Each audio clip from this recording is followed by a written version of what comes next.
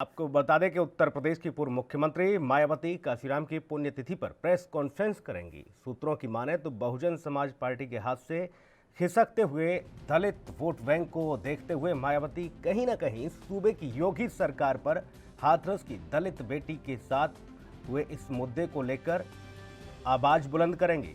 आपको बता दें कि दलित अत्याचारों के मुद्दों को लेकर एक तरफ जहां पर बीजेपी को घेरने का प्रयास करेंगी, तो वहीं दूसरी तरफ प्रदेश की 7 सीटों पर होने वाले उपचुनाव में दलित वोटरों को वापस बहुजन समाज पार्टी यानी कि बीएसपी के पक्ष में लाने का पूरा प्रयास करेंगी बहन जी।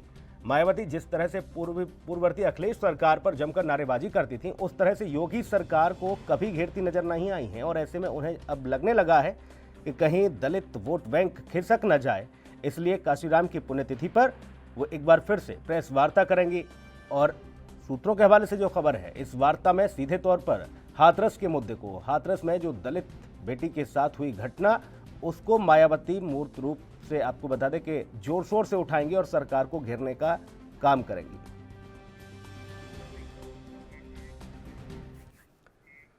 लखनऊ लिए चलेंगे पुनीत मोहन, हमारे सहयोगी सीधा जुड़े हुए हैं लखनऊ से। पुनीत, मायावती प्रेस वार्ता करेंगी, दलित वोट बैंक को साधने की कवायद होगी इस बार? मायावती का दलित वोट बैंक और दलितों का वोट पूरी तरीके से बीएसपी को पड़ता था, यानी कि बहुजन समाजवादी पार्टी को जाता था। लेकिन 2014 से जब से मायावती की ये सियासी जमीन छटना शुरू हुई, उसके बाद ये दलित वोट बैंक सीधे तौर पर कुछ सपा के खाते में चले गए, कुछ बीजेपी के खाते में चले गए और अब कांग्रेस जो खासा एक्टिव हुई है और सीधे तौर पर उसकी जो नजर है वो दलित वोट बैंक है। क्योंकि उत्तर प्रदेश में अगर हम दलित वोट बैंकों की बात करें तो 28% लगभग दलित वोट बैंक है, 19% मुस्लिम वोट है और 20% पिछड़ी जातियों के वोट है। ऐसे में कहीं ना कहीं जो पार्टियां हैं उनकी विशेष नजर इस पर रहती है। 2014 में जब मोदी लहर आई थी, उससे पहले ही ऐसा एहसास होने लगा था कि कहीं ना कहीं अब मायावती का जो दलितों की देवी कही जाती है, उनकी सियासी जमीन उत्तर प्रदेश में खिसकने लगेगी। 403 विधानसभा सीटों में कभी 206 कभी 205 सीटों पर राज करने वाली मायावती खिसकते हुए 50-60 सीटों पर आ गई और एक समय ऐसा आया कि 19 विधायक बचे और अब उससे कम हो गए हैं। लोकसभा में एक भी सांसद बीएसपी का नहीं है। तमाम सवाल उठते। राज्यसभा में एक सांसद है सतीश चंद्र मिश्रा, जो सीधे तौर पर राज्यसभा में है।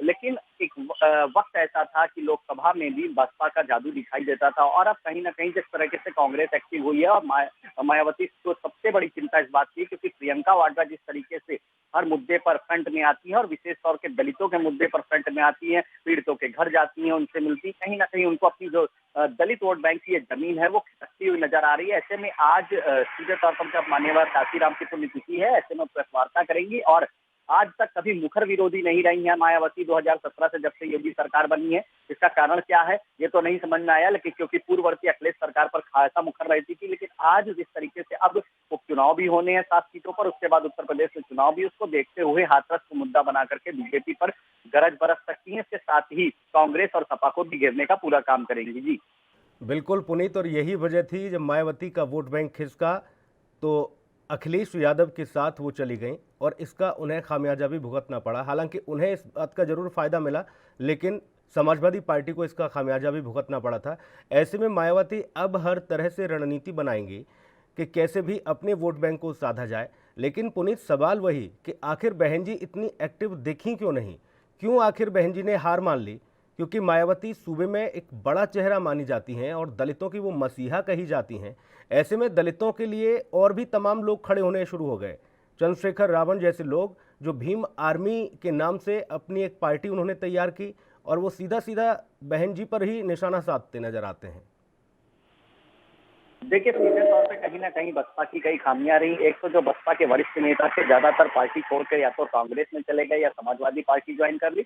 बीजेपी में भी कुछ नेता आ गए जिनको मंत्री पद से नवाजा गया और उनके साथ जो उनका वोट बैंक था वो खिसक करके जिस पार्टी में वो गए उस पार्टी में चला गया। कहीं ना कहीं बसपा अपने नेताओं को बांध कर रखने में कामयाब नहीं हुई। काफी कोशिश करी गई। नसीमुद्दीन जैसे, ब्रजेश पाठक जैसे बड़े नेता जो कभी बसपा के स्थान माने जाते थे, वो बीजेपी में चले गए। नसीमुद्दीन कांग्रेस में चले गए। तमाम ऐसे बड़े नेता कुछ समाजवादी पार्टी में चले गए। कई ऐसे लोकप्रिय सांसद थे जिन्होंने मोदी लहर में भी एक फाइट जो करी थी वो काफी बेहतर करी थी। कुछ ही वोटों से हारे थे, लेकिन कुछ दिनों बाद वो भी समाजवादी पार्टी का दामन थाम लेते हैं या फिर कांग्रेस का दामन थाम लेते हैं। और जब भी कोई नेता बसपा छोड़ता है तो सीधे तौर पर मायावती पर आरोप लगाता है कि पैसे की डिमांड हो रही थी। कहीं ना कहीं एक बहुत बड़ा इसके पीछे मोटिव रहा, सीधे तौर पर बीएसपी का फेलियर मोटिव रहा कि वो रोक नहीं पाए अपने जो भी सांसद विधायक पार्टी छोड़ करके गए। ऐसे में भीम आर्मी जैसे यूपी पश्चिम में एक संगठन एक्टिव होता है, धीरे धीरे वो पार्टी बन जाता है और अब वही सीधे तौर पर कहीं ना कहीं मायावती के लिए मुसीबत का सबब है। लेकिन जो सबसे बड़ा मुसीबत का सबब है वो प्रियंका वाड्रा है, क्योंकि जिस तरीके से दलित वोट बैंक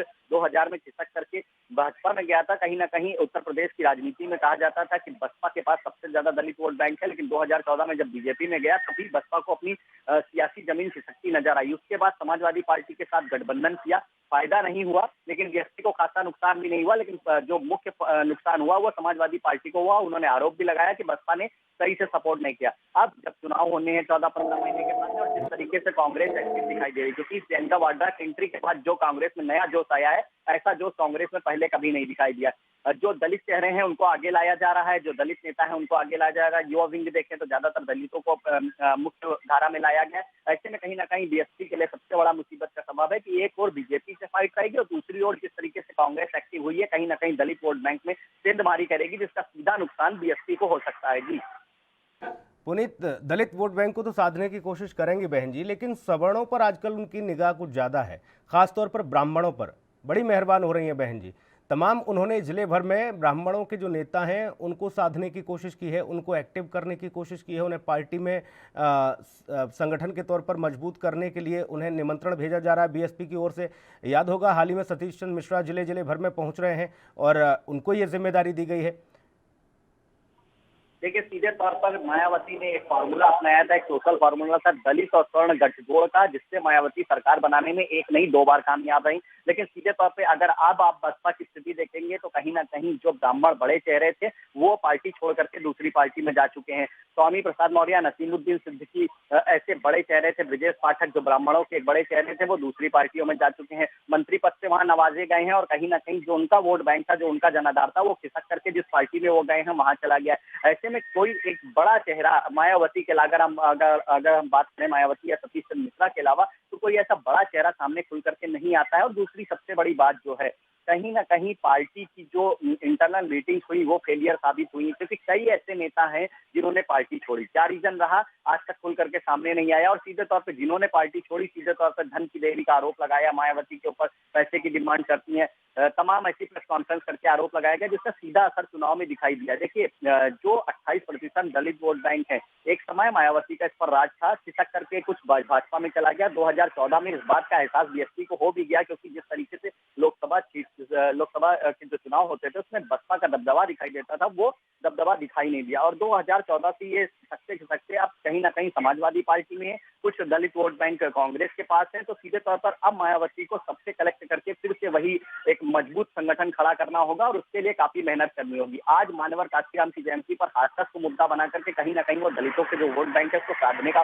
पूरा प्रयास करेंगी। और उत्तर प्रदेश में जो दलित अत्याचार विगत 2 वर्षों में हुए हैं वो भी उनके मुख्य केंद्र बिंदु में रहेंगे। और आज उम्मीद करी जा रही है कि सीधे तौर पर योगी सरकार पर बरसती हुई नजर आएंगी, क्योंकि अब की बार चुनाव में, हालांकि ये कहना जल्दबाजी होगा, लेकिन सूत्रों के हवाले से जो जानकारी मिल रही है कि बीएसपी सिंगल फेस पे लड़ेगी, किसी के साथ कोई गठबंधन नहीं करेगी। ऐसे में कहीं ना कहीं जो फाइट है अब बीएसपी की, वो भाजपा के साथ साथ सपा से है और सपा के साथ तगड़ी होगी। और फाइट इसलिए भी पुनीत बेहद जटिल हो जाएगी, कठिन हो जाएगी बहन जी के लिए, क्योंकि एक और जहां पर भीम आर्मी तैयार हुई है तो वहां कांग्रेस ने भी सेंधमारी की है सीधे तौर पर। और दलित बेटी के परिवार से, पीड़ित परिवार से मिलने के लिए राहुल गांधी और प्रियंका गांधी पहुंचते हैं, उन्हें अपने कलेजे से लगाते हैं, उन्हें ढांढस बंधाते हैं। ऐसे में मायावती सीधे तौर पर बैकफुट पर आ जाती हैं। वो इस लिहाज से कि लखनऊ में बैठकर मायावती हाथरस नहीं पहुंच पाती हैं और अभी तक ट्विटर ही मायावती अभी तक खेलती नजर आ रही हैं।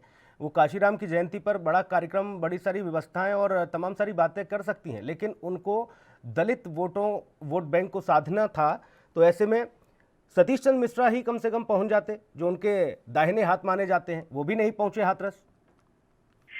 देखिए सुनील, एक आश्चर्यजनक विषय है, क्योंकि अगर हम हाथरस की बात ना करें, हाथरस के अलावा जितने दलित अत्याचार हुए हैं, दलितों पर अत्याचार हुए हैं और दलितों की जो हत्याएं हुई हैं, ऐसे में बसपा का जो प्रतिनिधिमंडल है वो वहां नहीं पहुंचा है। अगर पहुंचा भी है तो सभी पार्टियों के बाद में, या खासा एक्टिव नहीं नजर आता है। सीधे तौर पर कहीं ना कहीं सोशल इंजीनियरिंग एक समय मायावती की बहुत ही अच्छी कही जाती थी, जैसे उन्होंने कई बार उत्तर प्रदेश पे राज किया, लेकिन अब वही सोशल इंजीनियरिंग फेलियर नजर आ रही। कांग्रेस मुख्य मुद्दे हैं, श्रमिक का मुद्दा उठा, सीधे तौर पे लॉकडाउन के दौरान में कांग्रेस ने बसें भेजी, लेकिन मायावती बीजेपी सरकार पर हमलावर होने की बजाय कांग्रेस पर ही हमलावर होती नजर आई। कांग्रेस ने साफ तौर पे कहा कि बीएसपी बीजेपी का एक अंग है, मायावती बीजेपी की ही भाषा बोल रही है। समाजवादी पार्टी सीधे तौर पर उनका डेलीगेशन जो है वो वहां पहुंचता है, लेकिन जो बसपा के डेलीगेशन है, जो बसपा के बड़े नेता है, वो कहीं जमीन पर काम करते नजर नहीं आते। हालांकि कुछ दिन पहले जोनल कोऑर्डिनेटर थे, उनमें बदलाव किया गया, संगठन को मजबूत करने का प्रयास किया गया, और जो ये 7 चुनाव होने हैं, उपचुनाव जो होने हैं उत्तर प्रदेश में, ये सभी पार्टियों के लिए सेमीफाइनल है। ऐसे में कहीं ना कहीं सीधे तौर पर उनको एक एहसास हो जाएगा कि आखिर कितना प्रतिशत वोट बैंक अब उनके खाते में बचा हुआ है। जी बिल्कुल पुनीत, और देखना होगा कि प्रेस कॉन्फ्रेंस जब बहन जी करेंगी तो क्या कुछ नई रणनीति बनाएंगी और किस तरह से योगी सरकार को घेरेंगे हाथरस के मुद्दे पर, बलरामपुर के मुद्दे पर और तमाम जो दलित बेटियों के साथ अत्याचार हुए उन मुद्दों पर। देखना बड़ा दिलचस्प होगा। बहुत शुक्रिया पुनीत आपका तमाम महत्वपूर्ण जानकारी के लिए। देश दुनिया की खबरों के लिए एएनबी न्यूज को सब्सक्राइब करें और बेल आइकन दबाएं।